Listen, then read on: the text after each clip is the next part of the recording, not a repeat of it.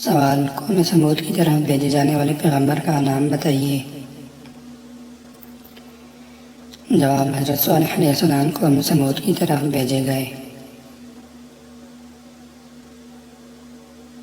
سوال: قوم سمود کہاں رہتی تھی؟ جواب: حجر کے علاقے جو مجاز اور شام کے درمیان وادی القرا تک پھیلا ہوا ہے۔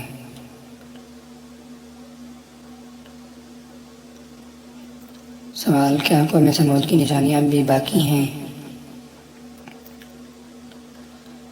جواب: پہاڑوں میں کھودی ہوئی ان کی عمارتیں اب بھی موجود ہیں۔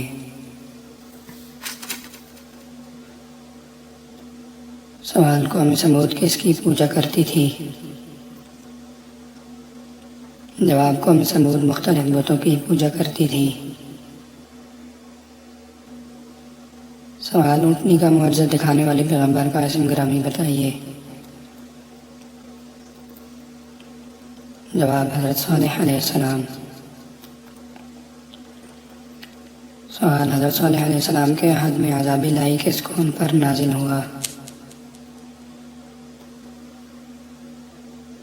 جواب: حضرت صالح علیہ السلام کے عہد میں قوم سمود پر عذاب الہی نازل ہوا۔ سوال: عاد ثانیہ کس نبی کی قوم کو کہا جاتا ہے؟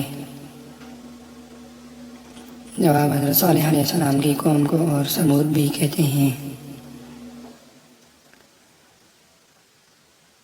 سوال: صابن کس نبی کی ایجاد ہے؟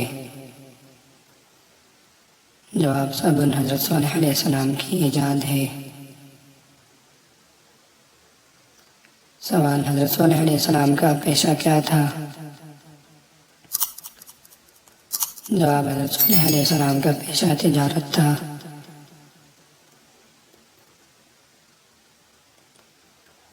سوال: کڑک بجلی اور دہشت ناک چیخ کی صورت میں کس قوم پر عذاب الہی نازل ہوا؟ جواب: قوم سمود پر۔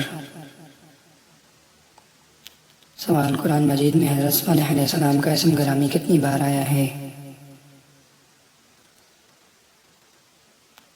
جواب: قرآن مجید میں حضرت صالح علیہ السلام کا اسم گرامی 8 بار آیا ہے۔